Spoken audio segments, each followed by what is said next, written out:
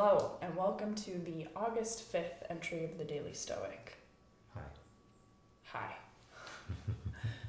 Okay, August 5th is silence is strength. And it begins with a quote by Seneca, who says, "Silence is a lesson learned from the many sufferings of life." That's good.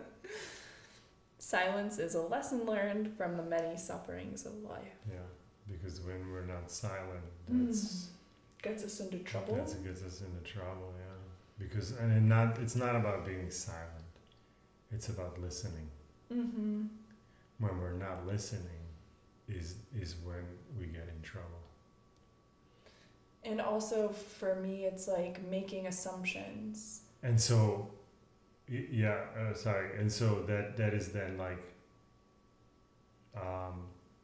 the silence is the kind of result of The listening. Of the listening, right? But the listening is really the action that is being performed. Silence is what's being observed. Yeah, because if you're just silent, well, at some point you will want to break that silence, and you should, and you will be asked to, right? And so now what comes out of that is, is the result of if you were listening, or were you really only just silent?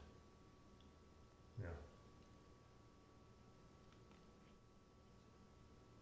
And I'm reading it too, like when he says the many sufferings of life, it's almost like I suffer repeatedly, and every time I suffer, it makes me a little bit more silent the next time around. And maybe because it's like, I like to assume that I know more than I do, or I have more information than I have, and then that makes me want to say things, and then sometimes that gets me into trouble, let's say. Or even it doesn't get me into trouble, but just life shows me how heavy it can be sometimes, and that heaviness is just like, sometimes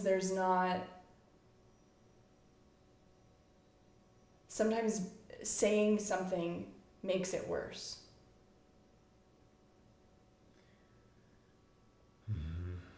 Or if not worse, worse. Yeah.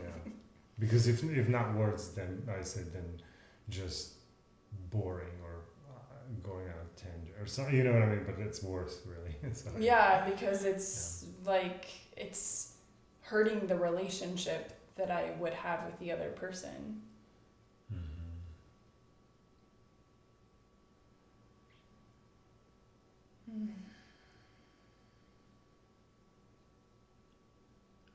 And it's not silence; it's listening. Listening, and maybe also like investigating, like investigating the truthiness of. Yeah, because I would say this, right? Like the speaking should be about asking questions. So like listening, and when speaking, ask questions, which is what, to your point, of the investigation of what is this about? Like, I'm interested. I can speak, but the way I'm speaking is not from what I know, but from what I want to know.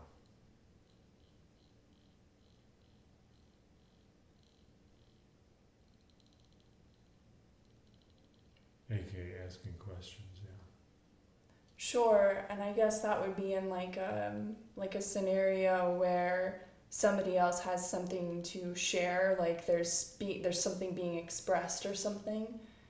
And then there's also like sometimes I am the one who's saying a lot of things internally, and now it's up to me to figure out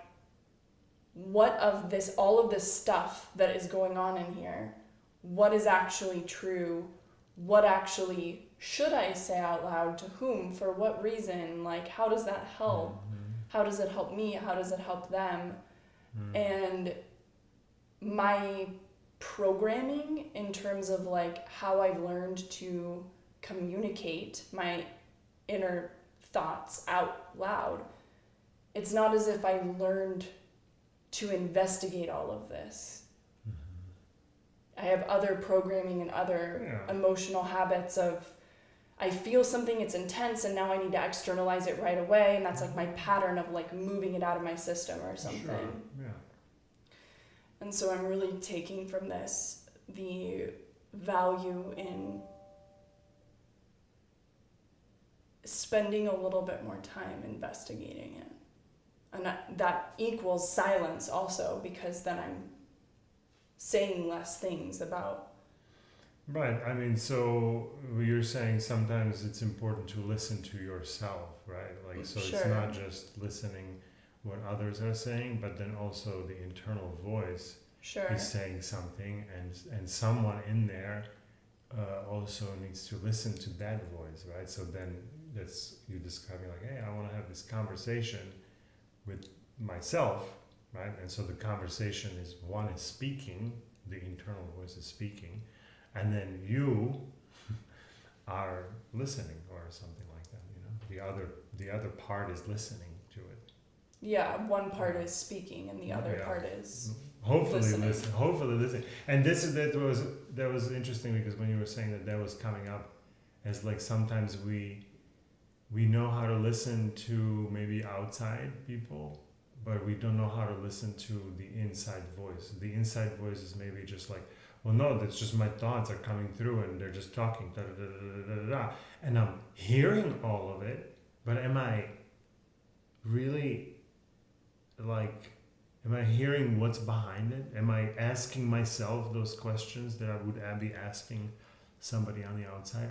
Am I asking those same questions? Like, or is that relationship more like, oh, this thing is just rambling over there, whatever, you know?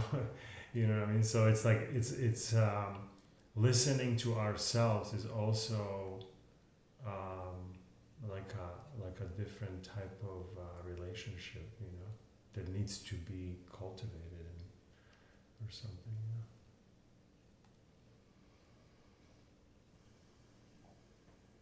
Yeah, that's all I have on this one. Let's read Ryan. Ryan says, recall the last time you said a really boneheaded thing, something that came back to bite you. Why did you say it?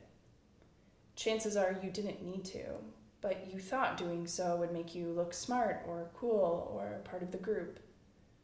The more you say, Robert Greene has written, the more likely you are to say something foolish. To that we add, the more you say, the more likely you are to blow past opportunities, ignore feedback, and cause yourself suffering. The inexperienced and fearful talk to reassure themselves. The ability to listen, to deliberately keep out of a conversation and subsist without its validity is rare. Silence is a way to build strength and self-sufficiency.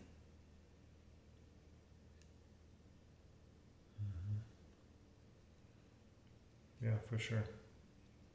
Yeah, you can only get in trouble when you're saying something, right? When you're listening, it's very hard to get in trouble, because you're like, hey, I'm here to try to understand what this is. Like, you're humble.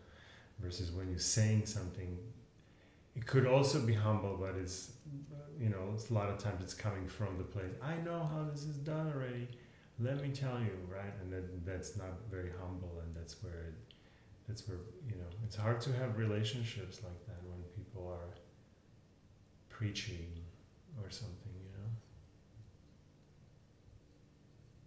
Because it's not, because we want to have some sort of an equal relationship, right? But when somebody's preaching and the other person is just like oh, you know, like they're always listening and the other person is always preaching, it ends up not working out probably. You know what I mean? For both of them. Sure, in the same way that if you got two preaching, like, you know, if I am preaching to you, I'm having a moment and I'm preaching to you or something, and you might have a moment and you're preaching to me, neither one of these works with each other. And I love what he says, like the inexperienced and fearful talk to reassure themselves. The inexperienced and fearful, yeah. They're talking so they reassure themselves that they're doing the right thing. And how many times has that happened, like in a meeting or something? Like that literally happened today in a meeting where I'm talking about a timeline that's botched, and it I happened can't. Yesterday for me. Yeah. And I can't seem to like wrap up the sentence. I have like one sentence to say, but it takes me 4 or 5 sentences to say it because I'm freaking out in the moment of, oh my gosh, are they gonna take this okay? If they don't take it okay, what do I say? You know, like all this kind of stuff. Yeah. Cool. Good one. Good one for today. Very good. Very See good. you tomorrow. See you tomorrow.